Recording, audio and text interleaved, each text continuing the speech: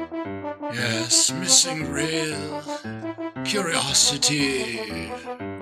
Vintage 2022.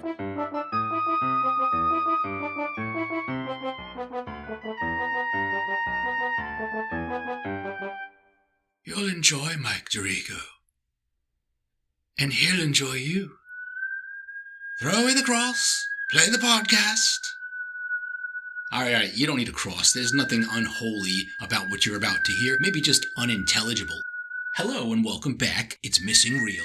It's me, Mike, here to talk about a very, very old classic horror miniseries slash movie. Yeah, it was mostly on television, but I think it did make it to a few theaters. And it's one of the oldest Stephen King stories, books. Yeah, it was his... pages, speaking of books, pages are falling all over the place, yes.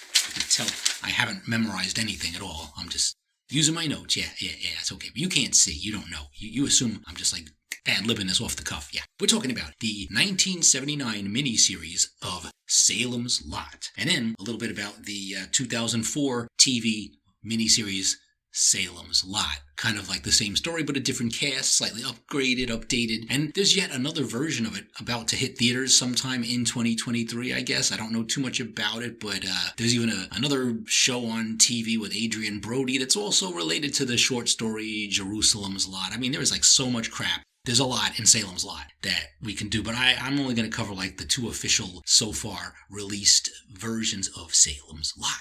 Yeah?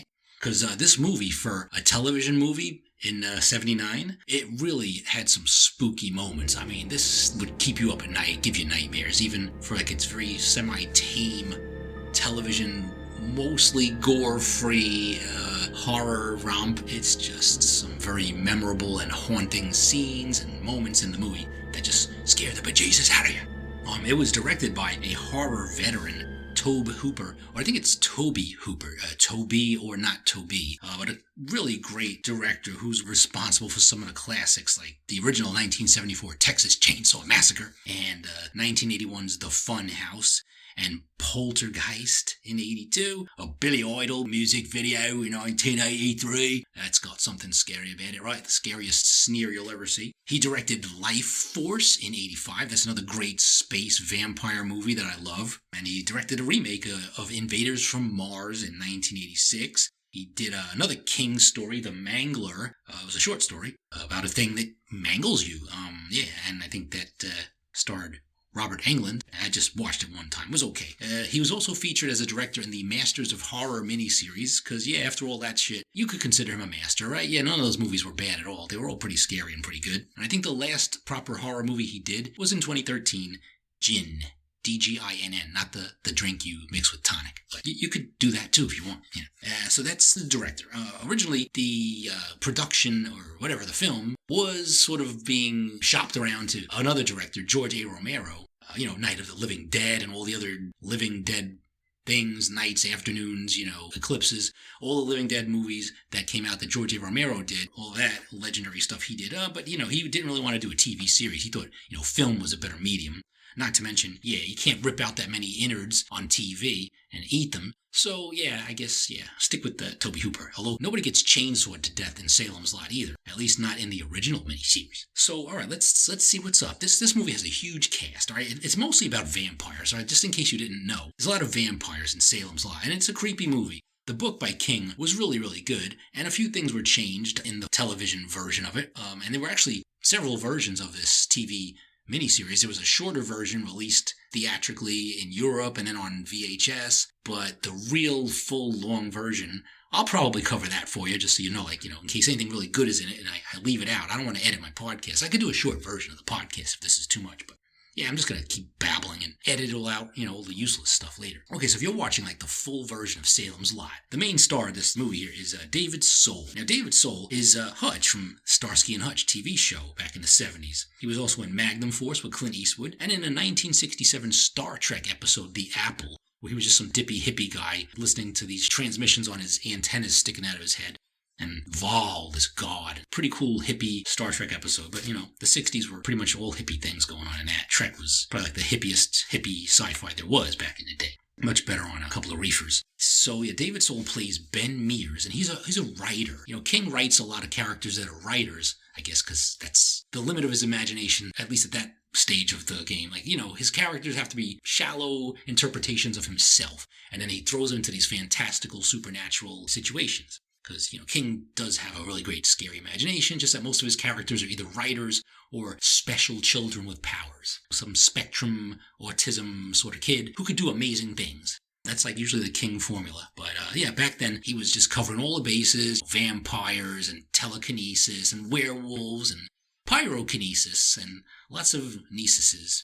But very cool shit. Psychic stuff, The Dead Zone. All of his classic books have been made into films, and, sooner or later I'll probably talk about all of them. But, Salem's Lot is a stone-cold, undead classic that won't die. All right, so Ben Mears. All right, he's this writer. Now, you watch the long version of Salem's Lot. This film opens in Guatemala, and Ben and this other kid here that's with him are carrying around this bottle, and it starts to glow. It's like a bottle of holy water. It's like, they found us again. We've got to keep moving. So that's like a hint of what the hell's going on. And then you flash back to 2 years earlier, and he's driving into this town. He sees his house on top of a hill. It's the Marston house. It's like a spooky old house that has come under new ownership. This is the town that Ben grew up in, and now he's coming back, and he wants to write about something in the town. So he closes his little cheap Jeep door, and he stands there and looks at this house. It's all haunted and stuff. And then he wanders around. He meets this girl, Susan, who's like lying on the grass reading a book, which happens to be his book. So, haha. A great way to throw a couple of little lines at her, because he's the author. It's like, it's you, isn't it? So Susan is played by Bonnie Bedelia, who you should know as Holly in the Die Hard movies, or at least the first 2 Die Hard movies, because she didn't stick around for number 3. And she's in Presumed Innocent with Harrison Ford. She's also in another Stephen King movie, Needful Things, came out in 93. So she has some King cred also. It's alright, so Ben meets Susan, and he could just very easily pick her up because, she's reading his book, right? He's on Easy Street already, it's kind of like, yeah, right, sure. Just such a coincidence, right? He just goes around stalking girls on the grass and see what book they're reading. Reading Patterson. Shit, nah, no good. Reading V.C. Andrews. Damn it, not a chance. All right, so anyway, he talks to her. They befriend each other. It's a small town anyway. She sort of has this loser boyfriend, but nothing serious going on there. When Ben is like just creeping around this damn house, and he has an awkward meeting with this old man, Mr. Straker, played by the legendary James Mason. Now, I don't know a whole lot about James Mason because he was old and I didn't see all of his old movies. The only thing I knew him from was the 54 Disney 20,000 Leagues Under the Sea, where he played Captain Nemo. And that's like the only thing I really know him from, other than Salem's Lot. But he seems like such a gentleman, wearing his suit and his bowler hat and his very soft smirking and good afternoon. But that's what makes him spooky, I guess, because you figure he's like, so debonair and whatever, and so well-mannered and, very English. And he's not really scary or anything, but he is like the associate, the human watchdog to a really, really spooky, creepy-ass vampire named Barlow, who we'll meet very briefly and very scarily later on. So there's going to be a lot of vampire shit going on in this, obviously. So we just see what's going on in town. There's the real estate guy, Larry Crockett, and he's fooling around with this married woman that he works with. Larry Crockett is somebody sort of famous. Fred Willard, yeah. Larry Crockett's played by Fred Willard, who's like a comedy legend, Second City, and was a regular on The Tonight Show. And there's the deputy there, the sheriff deputy, whatever he is, Parkins Gillespie. That's Kenneth McMillan, all right? Kenneth McMillan, not to mention being in Serpico and Dog Day Afternoon, and also in a Starsky and Hutch episode. He is the Baron Harkonnen from David Lynch's Dune. He looks a whole lot better here. He doesn't have all that horrible postulating shit all over his face, and he doesn't seem quite as fat, and he doesn't float and say horrible things and drink black juice out of squished rubber rats. So he's like not that disgusting here. And he also appears in another Stephen King movie, Cat's Eye, as Mr. Kressner. He was like a scumbag rich guy who makes the dude walk around the ledge. Very cool little anthology there, but not super scary or rated R at all. Kenneth McMillan, he's the sheriff, or the constable, as he's getting called all the time. And, Ben comes back and meets up with his old teacher.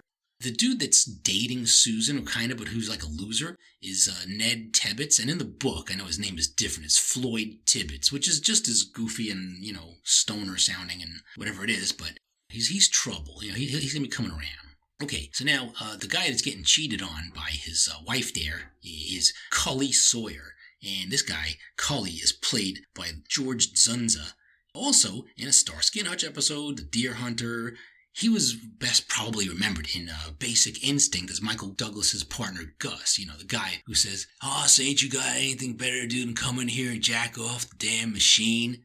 What are you doing here? Came in to jack off the damn machine. He was great in that movie until he got ice-picked, and he's also this really asshole general in Species 2 who wants to catch or study Natasha Henstridge, and can you blame him, even if she changes into a Giger girl? Okay, so there's all kind of stuff going on, but underneath it all is going to be like the menace of a vampire in town. Alright, so Ned Tebbett's there, and this other guy, Mike Ryerson, they kind of like work at the graveyard and do some stuff, but now they have a job to do. They have to go pick up this huge box and drive it to the Marston house, right? Straker there, James Mason, has this antique store, and he explains to them, I need to pick up this very valuable, sideboard, and secure it in the basement, and you'll bring a padlock, and you'll lock the front door, the back door, the side door, and the basement. And you're sure you could handle that, yeah? So they pick up this gigantic box off the pier, and it's this huge crate. It's like 8 feet tall, big, gigantic wooden box, and they put it in the truck, they're driving, and it seems like it's moving. That thing's moving, and it's getting cold in here.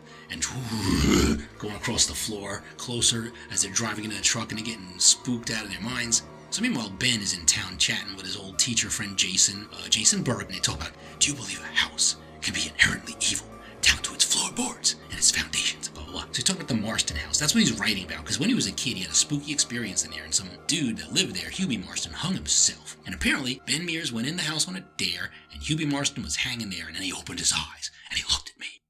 He looked at me. All right, very, very scary, good acting by Hutch there. And at least he's not singing, Don't Give Up on Us, Baby, because that was another thing he did.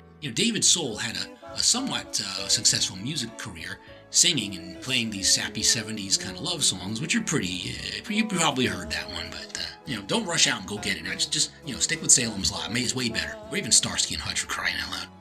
That had some cool 70s music in it, I'm sure. Better than that sappy ballad he was doing with his guitar.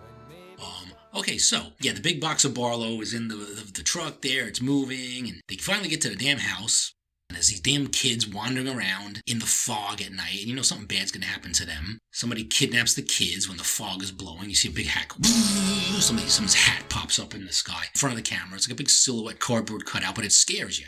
You don't expect it. This movie has a couple of really good jump scares in it, I gotta say. We see Cully there sitting in his armchair watching TV with his beer in his hand and crushing his beer. His cheating wife's like, what you watching, honey? Nothing. She kisses him goodnight. He's gonna be out working the next day, and that's how she's trying to fool around with Fred Willard. Cully's gonna be out of town. He won't get back till Thursday. You sure now, right? Yeah. So they gotta plan their cheat. So now the kids who disappeared, or one kid disappears and the other one comes home all faint, and the mom, Marjorie Glick, who's actually played by an actress who's James Mason's wife, Clarissa K. Mason. Unfortunately, something happens to her later on, and shame on you, James Mason, but we'll find out about that. But she's worried about the missing kid, and the other one can't say what happened, got lost in the fog, whatever. And Straker comes home, and he finds the box there in the basement, but it's all busted open. And nobody locked anything. They just got scared shitless and threw the locks and the chains down the cellar door and ran away. These guys were all spooked about the creepy old house in the basement and rats running around and this and that. So anywho, the wife there is fooling around with Fred Willard, Larry Crockett, and guess who barges in? Because he's on to them. He knows, man. Cully comes in with a shotgun. Okay? Now this scene appears differently in 2 different versions of Salem's Lot, okay? They're trying to talk their way out of it. Hey, wait, Cully, it's not what it looks like. Suspension of disbelief. I like that. Cully's not having any of it. We're going to go outside, talk this over, and then I'm coming back, says to his wife there. He's got the shotgun in Fred Willard's face. Grab the barrel, Larry. Barrel. Now hold it up in front of your face. Now open your mouth and put both barrels in. See, this don't happen on one of the versions. I've seen both, and there's one where he just points it at him and he's trying to really scare him. Now careful. This rifle's got a 5-pound pull and I got 3 on it now. Now, close your eyes, Larry. Close them. Smile, Larry. Let's see all those white teeth. And all these things taunting him, and finally he pulls the trigger and gun wasn't even loaded. So the guy runs outside, and he thinks he's safe, and then all of a sudden, silhouette of a big claw pops up in front of him, scares us all, and does something to him. We don't know. The picture freeze frames, so we don't know, but we assume it's some kind of a vampire getting ready to scratch him or something. We don't really see that much yet. You know, they're not revealing anything much in like the whole first like 45 minutes or so of this movie. Not to mention the commercials you probably had to sit through when you were watching it at the time. So yeah, but it's still plenty scary. I just don't know if there was like commercials for Parquet or Kellogg's Pop-Tarts or something in between all these scary vampire scenes. So it like completely takes you out of spookiness. Alright, so now the two little boys there that got separated, the missing one, suddenly appears at his brother's window floating in a mist. And it's a very cool, spooky effect. And he's just like floating at the window, and he's like rapping on the glass, like making all these little scratchy bat sounds. Figure like, oh, it's your brother, he's just floating in midair, let me open up the damn window and let him in. So this is like an hour into the movie. There's like a couple of scenes. You know, one of these versions has two scenes with the kid at the window. You know, one of them, you see him come in the window, and like then the camera fades out. And then like later on, there's another window scene when Danny, the other brother, is at the hospital, and he gets, you know, another visit, and then he lets him in, and they find him. I'll try to make some sense of this later. This is a long-ass movie, and I have a lot of notes. All right, so there's a search for the missing kid. All right, you know, the cop's there, Constable Gillespie's out there, they're searching. It's broad daylight, and somebody sees a little speck of fabric hanging off of a branch, and Kenneth McMillan is like walking up behind the guy, and he takes his megaphone up. Don't touch that! Like right behind him. You know, it's like, I can hear you. You don't have to say that, but you know, he has more authority when you're speaking to a megaphone. There's much more authority, I suppose. So he picks it up and he touches it. You know, he doesn't use gloves or nothing. He just picks it up. It's a strand of black fabric. It's like, And Ben is like, I wonder who wears a black suit. That Straker guy with the antique shop. So he's like the prime suspect, because yeah, everyone else in town is like very, very casual. Nobody wears black suits or anything. Not even at the funerals. I think that's like the only time. And there were no funerals yet, because not everyone's starting to die, as they soon will, or appear to die, before they become the undead. There's a little box at Straker's antique shop. He flips open the top of the box and he looks in it like really adoringly, like, And then somebody comes and he goes, Is this little worried look on his face? He puts the little paper back and closes the box. Like, it's probably a freaking baby. All right, it's probably like a little Barlow snack inside. We don't know. We never see it, but I assume that's what it was, because like, what else would it be? And he's hiding it. It's a brand new limited release Funko Pop. I don't want everyone to see that it's out. Then they'll start haggling for it at a cheap price. The constable goes there and he says, why aren't you wearing your black suit today? Oh, I have two suits. The other one is, can I borrow it? It needs cleaning anyway. I just need a couple of days. Yes, but no longer, please. All right, so Straker is willing to give up his suit and let it get inspected, and they can check and see if it's missing any scraps. I'm under some suspicion. I don't know, we've got a little boy gone missing. And he who controls the spice controls the universe, don't you know that? I've never heard of spice, but I'll try to import some if I can. Yeah. Ciao, Constable. Ciao is a familiar Italian expression meaning goodbye. I didn't know you were Italian. I'm not, the word is. So Straker's very English and gentlemanly, but we know he's up to no good, don't we? Yeah, so Constable gets his suit there, and you can see when he's in his office, I think, if I'm not mistaken, I have a pretty keen eye. He seems to have a magic 8-ball on his desk. I guess that's how he does his police work. All his investigations just come from a shake. It would appear so, or ask me later. All right, are there vampires in Salem's Lot? It would appear so. It is undoubtable. Whatever that 8-ball thing used to say, I don't know, most people would just like break it open and take out the little triangle dice thing and just flip it to the thing you want it to say, you know. There's no magic. Just like soapy water and shit inside. You know, you've all opened anyone who had a magic 8-ball, that thing never stayed in one piece. You know that, right? Give up your damn secrets. It's not magic at all. Yeah. So we see Cully and his wife, who has a couple of bruises on her face, moving away from town. She should be safe, I guess. She's only bruised. But they leave town before the shit hits the fan. And the blood. So now, like, Danny, the brother who has his, like, vampire brother visiting him is in the hospital. He got another visit, and now he's found dead the next morning. On the floor, all, like, twisted up and his eyes open. So he's dead. They have a funeral. They bury the kid. And Mike Ryerson is doing the burying.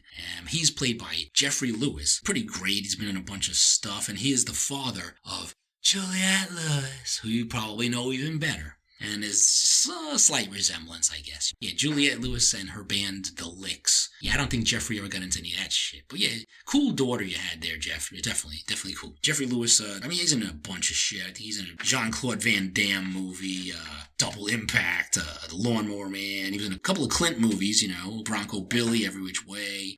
He was billed above the monkey, I hope, you know, the orangutan. And he was also in Starsky and Hutch. Here we go again, like everybody's in each other's show. Like this is like the whole, you know, the Matt Houston syndrome, I think. They all like became pals on Starsky and Hutch and says like, hey, let's make a vampire movie now. Like enough cops and robbers. So there's the funeral. And Mike Ryerson there is like burying the kid. He's throwing dirt on it. And he looks a little woozy, like something's wrong. the sun is starting to set, and like he just climbs down into the grave for some reason, and he opens up the coffin, and he sees this kid like sitting there, and he looks like his eyes are open, but they're like these little pinpoint golden glow in the pupils. It's very weird, and then the camera angle changes. You just see Jeffrey Lewis there, and all of a sudden, the kid sits up, bites him in the neck, freeze frame, zooms in, fade to black. That must be the end of part 1. If you're watching it on TV, it's like, to be continued. Then you see another commercial for Starburst gum or some shit, and that's why you gotta watch it on VHS, man, or get the DVD or whatever it is. I don't think I've ever seen this movie on its televised. I was probably too young, and I was scared, the trailer looked really spooky, and I didn't watch it because I would have had nightmares.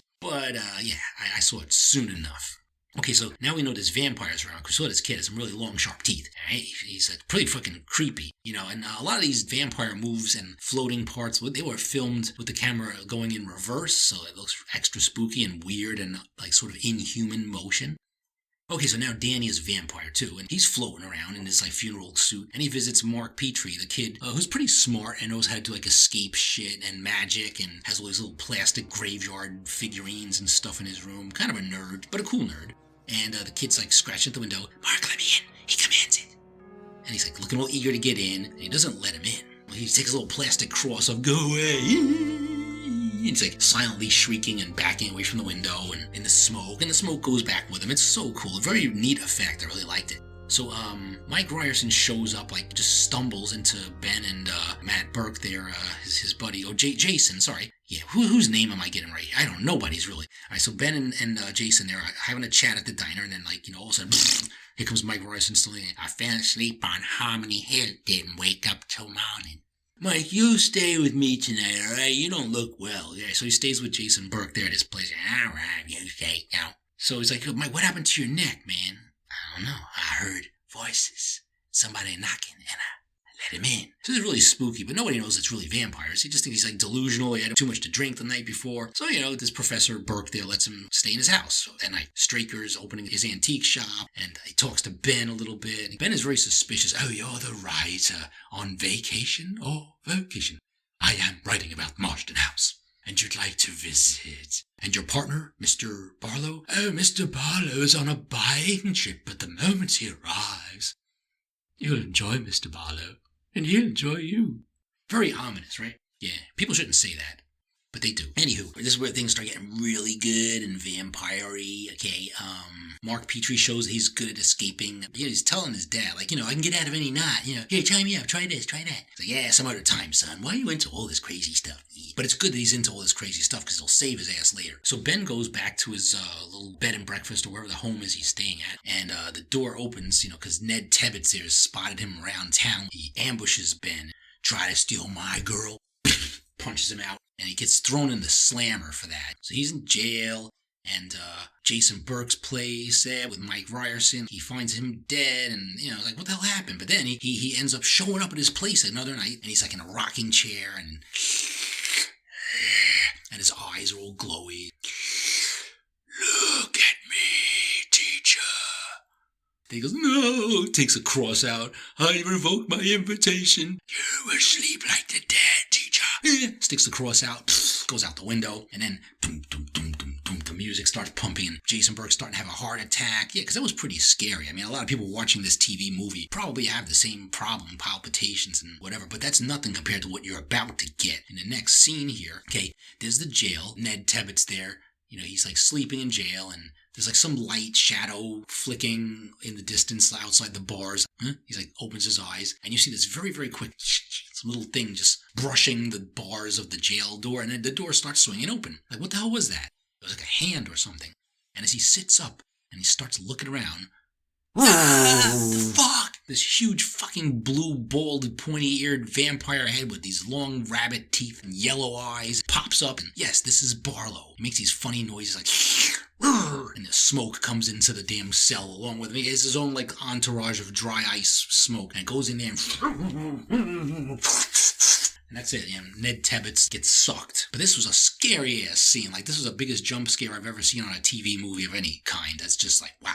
when Barlow's head pops up onto the screen, like, shit, man, you gotta go change your pants before you finish watching this. It's awesome. So Barlow, who we don't see a whole lot of in this movie, but that's just as well, because he's really scary, and they keep him hidden most of the time. Played by Reggie Nalder, this Vienna-born dude. He was in some, like, Hitchcock thing in 56. He was in Star Trek in the 60s also. Not the same episode as David Soul there, but he was in Andorian, another alien guy, and perfectly suited for that kind of role. I think he was dealing with Bill Cosby on the I Spy series, and I don't know, he should have just like bitten him too and made him into a vampire. Although he didn't need any help, I guess, in that respect. But then there was some uncredited appearance on Battlestar Galactica in the 70s. I think he was a bartender, probably serving Bloody Marys or whatever the hell they drank on there. And then he was in some stupid-ass Dracula's dog movie in the 77. Zoltan, Hound of Dracula, also known by that name. And this was before Salem's Lot. But I guess they figured, like, yeah, this guy looks vampire-y. He kind of looks like Max Schreck, the original Nosferatu guy. Not Christopher Walken from Batman Returns. Not that Max Schreck. Oh, that's my favorite Max Schreck. You know that, right? So Reggie Nalder is Barlow.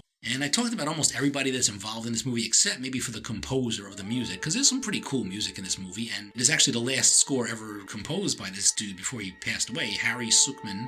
But it's good music. It's pretty catchy. It's pretty, like, old-sounding and horn sections and weird violins and eeriness. It's pretty good, It's atmospheric and pretty cool, so I like that.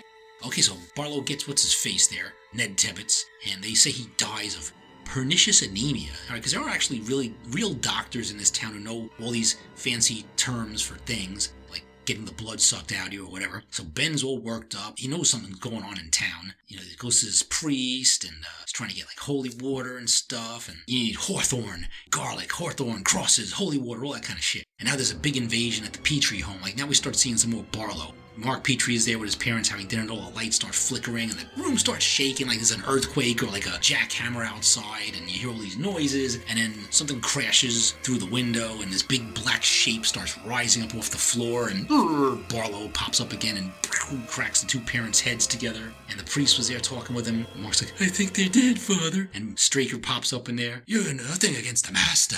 The priest is holding up his little cross. Back, holy man! Back, shaman! Back, priest! And let the boy go. Now you're part of the bargain. I'm a priest. Oh, priests. Throw away the cross. Face the master. Faith against faith. Run! I'm gonna kill you. Run! So the kid Mark's got a vendetta now against Barlow, even though he's scary, But Barlow is like really fucking cool looking, really scary. He doesn't say anything. Now in the book, or in King's book, Barlow has dialogue and speaks English. In this, he's just like, and all that kind of, bat talk. But it makes him scarier, because once you start having a conversation and start doing those like Bond villain monologues, he gets really cheesy. So we leave all that to James Mason, the actor. He can do all the acting and the talking. So anyway, this priest doesn't really stand up to Barlow. Barlow just grabs his cross and throws it on the ground. Ding! And, you figure, okay, he's going to be a bitten priest and he's going to be slurped very shortly. All right, so now, Mark wants to go to the Marston house and go hunt down Barlow in the daytime. And they make some popsicle stick crosses and go to the morgue, because Marjorie Glick, remember the actress playing her is James Mason's wife. Now she's fainted and she's in a morgue. She died. She's going to be a vampire too. Like, yeah, nice going there, Mason. You let your wife turn into a vampire while you get to be like old proper Englishman with the antique store. Okay, yeah, very good, very good. All right, so she's like all dead looking and her skin is all gray and she's like shrieking and they stick the popsicle stick crosses against her and Ben is like spouting out this really cool verse from the Bible. It's like my favorite line in the Bible, even though I don't really know much else. It's like, yea, though I walk through the valley of the shadow of death, I will fear no evil. I mean, I feel like you could just say that shit to anybody and they just disappear in a puff of smoke, like lightning would strike them down or something. It's just some powerful words, Like if that was like a metal song, like maybe Stryper used it, they could like beat Slayer. But I don't know. That's just, just me thinking outside. That has nothing to do with Salem's Lot. Let's just get back to the plot. So they stick the popsicle sticks on her because they were blessed. And the popsicle sticks burn. Maybe it's like a freezer burn, I don't know. But they burn the head of this vampire woman and she just fades away and all these things start flying around and falling like a wind picked up. Yeah, so, you could vanquish a vampire with a blessed popsicle stick or anything that you make a cross out of, I guess. Or cross your fingers maybe and still do it if you want. You could bless your hand. You dunk your hand in holy water and like put your two fingers together like a cross. Yeah, you could use that too, I guess. You just have to believe, Gotta have faith. Sorry, the constable leaves town and Ben's like, this town's falling apart and you're running. Yeah, running, yeah. Done all I can. Here, take my gun. Here. He gives Ben the gun. It's just like probably just like a revolver. It has like 6 bullets in it if you're lucky.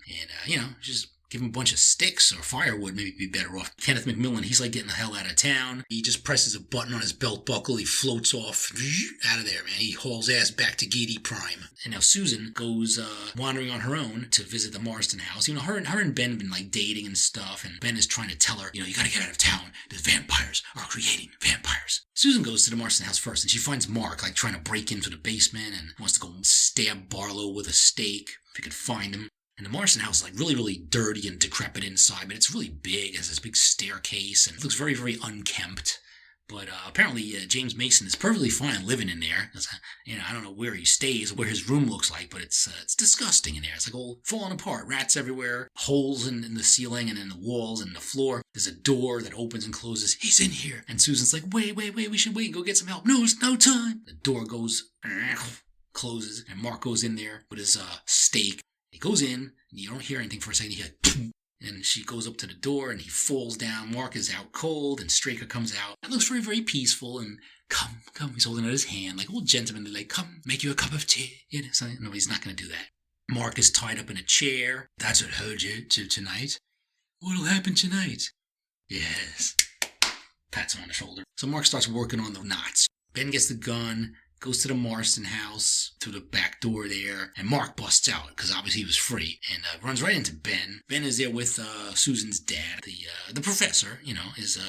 Actually, no, it isn't. I don't know who's who. All right, so Susan's dad, some other Norton guy, not Ed Norton, but another Norton guy, and they go inside and they're looking for Straker, and Straker comes out, and he walks over to Susan's dad, their Norton guy, and picks him up by the shoulders and lifts him up and carries him, and sticks him on a wall. He impales him on all these horns, like these ram horns and deer antlers and shit that are sticking off the wall. And then in 2 different versions of Salem's Lot, you'll be able to see just his face with a little blood trickling out of his mouth, or you'll see his whole torso impaled by these things, which looks a lot better. I think that's the one I got. That's a cool one. I've seen them both, but it's a little gory for television in 1979, I guess. But hey, the Europeans could watch it, right? So he's impaled, and now Straker is coming down the stairs, and Ben and Mark are standing there, and he's got the gun, and Straker is holding this piece of the banister, coming down the stairs all menacingly, and Ben is shooting, and he's still coming, and this creepy piano music is playing, and he keeps on coming slower and slower, and starting to swing the thing, and eventually, no more bullets, Straker falls down. Like, he's only human, really. He's not invincible, but they try to make it all suspenseful, and they make him a little bit creepy. He's not talking. He just has this... He's trying to look mean, but he seems like such a nice guy. It just doesn't really work, but it's like, okay. He's a very gentle villain, and he's dead. But the sun goes down. It's too bad, right? They still gotta go get Barlow, so they go into the basement. They run in and the stairs are cut. Mark stumbles and hurts his ankle, and then they go in there and they drag out this coffin. That's where Barlow's sleeping, right? So they flip it open. The sun is already down, but they flip open, right? They get their shit, get their equipment, right? Get their vampire-killing apparel. Flip open the coffin. You see Barlow's face, all peaceful and sleeping. And then a second later, his head pops up. They elbow him back down into the coffin. Don't look at him! Because he could transfix you with his yellow eyes. So they put the stake into him, and they start hammering that shit in. He struggles and struggles. It's like, not much going on. It's not much of a fight, but all the other vampires around are waking up in the cellar, and they're crawling like really slowly towards us, and they try to lock the door and close the vampires out, and they're still going ting, ting, ting, ting. And they finally stick that damn stake in far enough, and Barlow slows down and stops all of his bitching and moaning and squirming around. He freezes, and then he starts to disintegrate, and he turns to dust. Let me put my stake and hammer over now. I'm done with those. Hope you appreciate the sound effects. I go all out for these podcasts, as you can see. Mark, get out. We just see Barlow's skull with the little teeth there. The wind, and they set the damn house on fire. Sorry, Susan. And they leave. And this is where the regular short Salem's Lot ends. Like, the house is just burning down. You hear all these, screams and vampires cooking inside. But, the really long Salem's Lot version, the extended miniseries thing, you'll see them back in Guatemala again. And they go into the little cabin, and Susan is in there. It's a couple of years later. She's, sleeping or resting in the bed there, waiting for Ben. She's like, I found you. It took so long to find you. and she reaches up and let's be together or whatever, and she has like these black nails and her eyes are all vampire-y, and Ben looks like he's gonna kiss her or let her bite him in the neck, but instead he takes a stake out from behind his back and sticks her straight through the heart, and that's it. She's dead, and it's the end of Susan. At least we get to see what happens. Like the other one, like they just cheat you out of it. We don't get to find out this little coda, which is very, very nice. Little bittersweet moment there in Salem's Lot. So good for that. I don't know, this original TV Salem's Lot, I tell you, I really liked it. It's scary, it's good, a lot of good characters. The movie's poster is very iconic. You could see something that looks almost exactly like it on the Ghost album, Opus Eponymous. You know, Ghost has some really cool imagery, and like they also had a Nosferatu kind of thing with a vampire standing on the boat.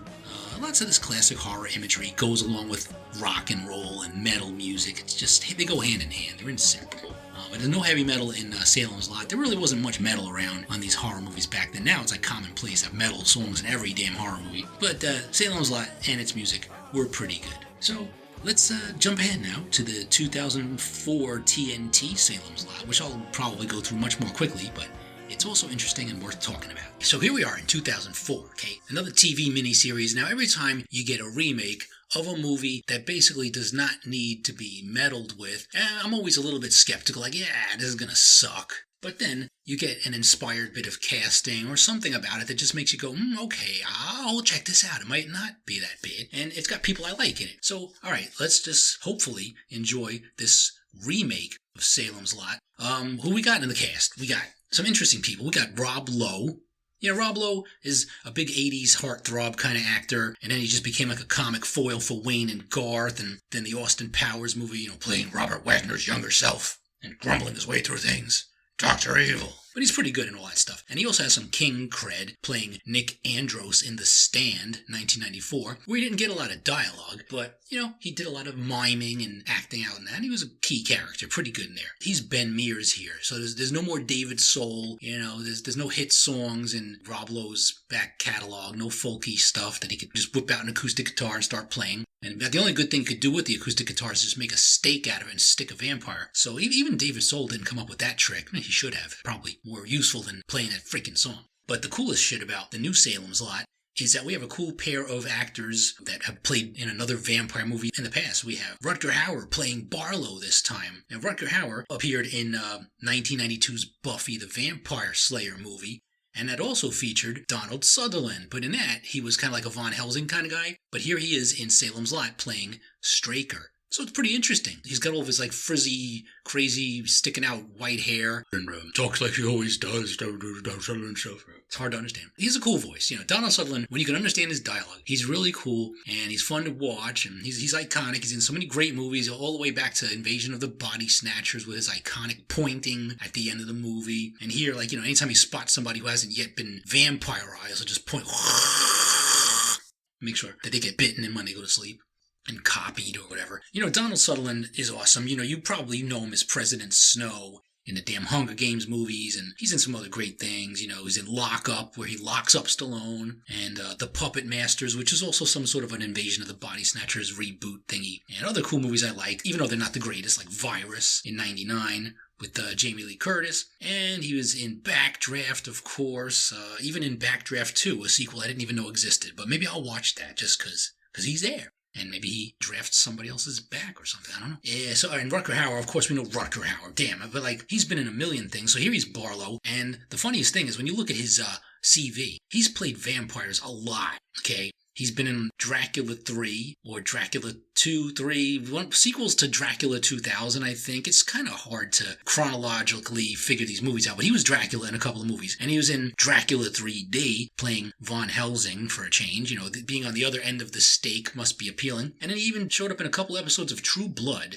in 2013, 2014. So I guess after all that 4-year lifespan limitation he had to deal with being a replicant and everything, you know, it's nice to be immortal for a while, you know, and just not die unless, you know, you step out into the sunlight. But, yeah, in Blade Runner, there was no damn sunlight, so he was already prepared to be a vampire, even in that. At least a 4-year vampire.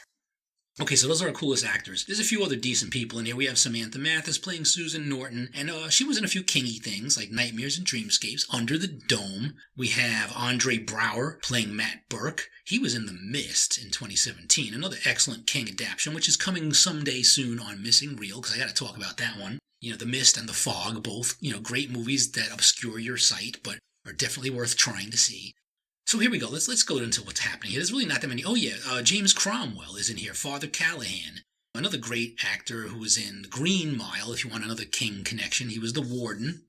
And here we launch into what's going on in this Salem's Lot. I can't rehash the entire movie because it's really like the same crap as the old Salem's Lot, with a few minor tweaks and unusual choices in character direction. But I'll just tip you off when those pop up here, because yeah, it's a long ass miniseries. It's not so mini anymore when I start talking about it for this long. There's also some music here. Not a lot that I can remember, but there is some music provided by the vocals of Lisa Gerrard. You'll hear her doing a lot of stuff with Hans Zimmer, and she was, or maybe still is, in the gothy folk duo Dead Can Dance, who I really like. But her vocals are these like really waily, miserable, someone's dead or dying or turning into a vampire kind of vocal accompaniment that you get when those things happen in your life. So her vocals will bring you to that place, you need to get, just in case you're not sure you're in a vampire movie or horror movie, something horrible's going on, and you'll hear her singing all about it in words you can't understand. But that's cool having her. That's about it. I like her occasionally to a certain degree. Having her vocals around is always nice until they use them all the time. But this movie opens up in Detroit in some kind of soup kitchen, and already I don't know what the hell's going on. Rob Lowe is attacking Father Callahan, James Cromwell, and just like they go bashing out a window and landing on a cop car. Like, what the hell's going on? What kind of vampire movie is this? But the reason why Rob Lowe is going after James Cromwell becomes apparent later on, and maybe I'll remember to tell you all about why. Okay, this movie is narrated, Rob Lowe giving his voiceover, and not like Robert Wagner. He talks like normally, and at least he talks, not like, freaking Nick Andros. You'd just be like making faces and gestures and sign language, and you could watch it like that too. But yeah, the narration probably has subtitles anyhow, but not that he's narrating much. He's just making these poetic things because he is a writer, so his narration has to be full of prose and eloquent words and blah blah blah, like you're reading a novel. But anyway, just want to get to the vampire scenes anyhow, so just keep talking, hurry up, get to the point there. It's an old silent town in Salem's Lot with a history of da-da-da-da and darkness and blah, blah, blah. Whatever he says, I don't know, I'm just paraphrasing or making it all up myself. I could probably write a better narration anyway, which I'm trying to do right now. So you see, some of the characters the Marston house is there, but it's already been sold. Larry Crockett is still the real estate guy. He has this trashy, gothy daughter who's like being sought after by this semi-mentally, physically handicapped guy, Dud Rogers. So I don't know who Dud Rogers is or if he's even in the book, but yeah, he sounds like a kind of like an ineffective porn star from England, Dud Rogers, or some guy who never really makes it to the 25th century. But he's okay. He's like a cool character who undergoes a nice transformation later on, thanks to our pal Barlow. So we see Straker there with the shop with all the antiques, and there's the pickup with the box, and Ben Mears meets Straker, and Straker's all sarcastic to him, being all Donald Sutherland-Lee to him. Says, "Oh yes, you're the typist, aren't you?" "Well, actually I write books." "But you type them, don't you?" "I could always spot a bad writer." Oh, sorry. Yeah, so Sutherland's all sarcastic and weird, but he's kind of cool. He just looks cool in his smoking jacket and his frizzy-ass hair and his weird eyes. He's great. It's good to have him along, but he's not as mannered as James Mason was in the former movie. But at least he seems like something more off about him, which is cool. He's just weird.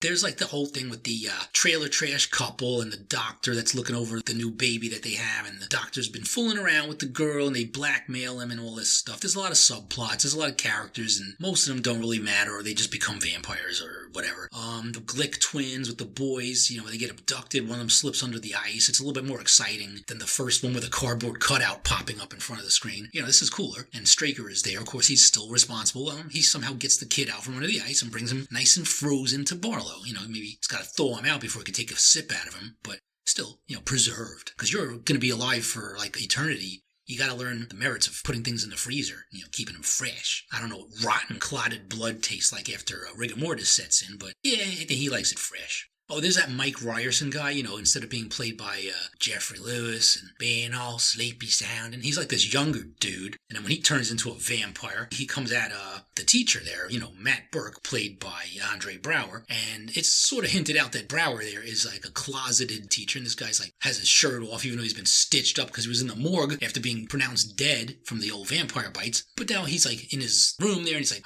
when you had me in your class, I bet you wish you had me in your class, didn't you, teacher? Look at me. Look at the stitches over my ripped abs. Yeah, if you're into that kind of thing. So it's kind of weird. Maybe Brower is gay in this movie, but he doesn't really show it. Of course, he has no problem with it in Brooklyn Nine-Nine, but that's years later after this vampire business is all done with. All right, so I'm like jumping all over the plot here, but like some of the key scenes, the good ones, the cool scenes is when Dud Rogers there is, he's all tired of being made fun of and getting dissed by everyone, and he's hanging out at the dump where he works, and somebody's standing at the top of this junk heap where there's all these fires burning. You see this figure up there, kind of well dressed, wearing a hat and glasses. Kind of looks like Rutger Hauer, 'cause he is. And he talks to Dud. How would you like it if people treated you equally and stopped making fun of you? All these inspiring things he starts telling him, fiery, the angels fell, all that crap. Like, is it really gonna be like that? Yes. Questions. He offers him a deal, which of course we find out, obviously he's going to be getting bit in the neck and turned into a vampire. But then later on, he doesn't have a limp anymore. He's like zipping around and teleporting across the street and scaring the crap out of people, sneaking up behind and then in front of them like in a split second. He's very, very good at that. So this agility you get being a vampire, you can like zip around all over the place and live forever and, enjoy the shade more than most normal people do. So he's a vampire now, and a bunch of people become vampires. The thing, though, that we're missing in this movie is that scare the crap out of you scene when Barlow first appears in the jail. Rutger Hauer doesn't do anything like that. There's no jump scares. Just that thing at the dump, which is kind of like more seductive, I guess. It shows you that the vampires are not necessarily terrifying. It's like they lure you in, and, he doesn't have any of that Barlow crap. He actually speaks dialogue, just like he did in the book, and King, wrote him that way to have dialogue and say stuff, because, Rutger Hauer should say things, being the great actor that he was. I guess he says more than the old Barlow did, at least. Okay, so later in the movie, right, after everyone finds out about the vampires and Ben and Mark start rallying up some people and Susan, and they want to, go ahead and hunt down and kill the vampires, they ended up in the Marston house, and Straker is found hung upside down, bleeding out. Like, what happened, man? We don't get to shoot him when he's coming down the stairs and all that creepy crap? No, none of that. He's just dead. I guess Barlow fired him, didn't appreciate the fresh morsels he'd been bringing him, or he didn't like the books at the antique shop roll in the red. Who knows what it is? But he killed him. He's just gone, dead. No more Donald Sutherland, man. It's too bad because he was fun, but he's out of there. He's not much of a threat anymore. So now we have to see how to get rid of Barlow. Of course, we have the scene where Mark's parents get killed by Barlow. Yeah, he doesn't rise up out of the floor, but they just spot him crawling on the ceiling like a fly or something. But he's up there. He's all well dressed in his vest and everything, and he gets down. He clunks the parents there. He kills them. The Father Callahan is there, but Barlow makes Callahan drink from his wrist, or I believe, honestly, my memory of this movie is not that strong because I haven't watched it as countless many times as I watched the old Salem's Lot. So I could be wrong about some of this. But anyway, Father Callahan becomes the familiar. He becomes Barlow's daykeeper. I guess because Straker's out. So you gotta have somebody new. And this guy's, he could take care of all the crosses, all the crosses in town. He can make sure, they get tucked away in a closet somewhere and, out of Barlow's eyesight. Something like that. And keep all the holy water, replace it with tap. I don't know, just something. Just keep Barlow safe and watch out for him by day. And, just see if there's any pigs on the farm that want to talk to you. Or maybe they could offer some other kind of different flavored blood. Or maybe Barlow wants a little bacon. Who knows? So, all right, so we get into the end of this movie, but there's this cool thing, when they go to hunt down Barlow and they go into the basement there's that trap stairway that's been cut away, but instead of a little trip there that just, sprains your ankle, somebody falls into a running circular saw. It's a little bit graphic, not that bad. It's still television, so you don't see a lot of gore, but it's cool. And, we have to kill Barlow now in the coffin, and they do, they take care of Rutger Hauer. He does a lot of talking, though, right before he dies. Like, don't you want to join me? Attack ships on fire off the shoulder of Orion. 6, 7, go to hell, go to heaven. He's going crazy, but they do stab him. That hurt. That was irrational of you. Time to die. And he dies. Much more exciting than the old Barlow stabbing. It's pretty good. And there's much slower vampires crawling around here. All that fast-moving vampire shit seems to be over. And, after we finish hearing Rob Lowe's narration and telling his damn story, then Mark comes into the hospital and Father Callahan's in another room, and Mark smothers Father Callahan. And then Ben just croaks. He has a code blue and he dies. I don't know from what. Maybe just from, being in this god-awful film here. And he's dead. And, we just leave this movie with almost everybody dead. It's just really, I don't know. I don't understand understand. It's a very weird Salem's Lot. It's kind of a mess. It doesn't really feel like the original, and of course they try to do something different with it, which I applaud somewhat, but yeah, it's just not that great, man. I have to blame it on, I don't know, the director or the writer. The director is just this guy, Michael Salem, who directed a Nightmare and Dreamscapes episode for the King series, and some of The Expanse, 2017. But again, I am left feeling somewhat perplexed and baffled by why this Salem's Lot even needed to be made. And now we got another Salem's Lot remake coming along in 2023. It's due. Looking forward to seeing if that sucks or not. I really hope it don't, because we could use a good upgrade of Salem's Lot. There have been more than enough vampire movies. I think Salem's Lot, the original, really stands alone as one of the best. You know, just like an overreaching, broad, big, epic kind of vampire story with lots of interesting characters and subplots and just a genuinely eerie atmosphere and a scary as fuck vampire guy. You know, that Barlow was scary, yeah? The only other thing we ever got in between these two Salem's Lots was a return to Salem's Lot in 1987. It was a seems like very quickly put together movie. It even rips off the original poster, the same damn picture of Barlow, and Barlow isn't in it, but there's some other sort of like articulated monster that looks a little bit like Barlow. I don't know if it's an actor or it's just like a giant puppet, and it's directed and written by Larry Cohen, who's sort of a cult director, writer. It's Alive and Q, the Winged Serpent, and The Stuff, and being the writer of Maniac Cop. So alright, yeah, he's definitely got a place here in the horror world. Masters of Horror, one episode was by him. So yeah, I guess he counts. And Return to Salem's Lot was actually a pretty damn stupid movie with Michael Moriarty going to the town of vampires that are still there, or I don't know if they're just another generation, or ones who just happen to not be in the Marston house the day it burnt down, and they want him to write their Bible or some sort of document of their existence, or I don't know, their mea culpa, or whatever the fuck it is. Stupid. This also happens to be the first film featuring Tara Reid. And I don't remember if she was a vampire in it or not, but chances are she sucked in it. But hey, it's alright, you know, a good career would follow, and there were plenty of Sharknado movies, coming along to recruit her, and Van Wilder type of stuff. So this was the stopgap Salem's Lot movie, which was on video, and right before it was very, very briefly in theaters, where it did not do well. And yeah, straight to video, bro. But yeah, don't watch it. It's not really worthy. You could watch the remake Salem's Lot from TNT with Rob Lowe and friends, but not Return to Salem's Lot. Sorry, Larry Cohen. Yeah, but I think everyone would agree that is his worst film. And no matter how much you love Salem's Lot, you don't need to see that one. And the plot even includes something with a vampire saying, with this new AIDS thing, we just stopped drinking humans, or something stupid like that. Like, yeah, they don't want to catch AIDS. They have to like sip from other animals. And please, no sharing steaks, okay? Please. Let's dispose of each steak after you stab one of us, because we don't want to catch this virus thing. Alright, so that was dumb. I don't know. And I even said more about it than it deserves. But it's just fair warning, not to see it. So that's about enough vampires for now. Enough of people who suck. And I would recommend you all just, go eat some garlic knots right now or something. Put up some crosses or some Nathaniel Hawthorne or whatever it takes to keep those vampires away. Keep that blood inside you. Keep your neck covered, and I hope to see you all again really soon on another episode of on another episode of Missing Real, because there'll be a lot more cool, fun movies to talk about and to stake through the heart. So until then, watch out. Alright, thanks everyone for listening. Any last words there, any of you? Oh, you're the podcaster. On vacation or vocation? Why don't you go get your ass back under the sea, Captain Nemo? Alright, see ya. Oh, I mean, ciao.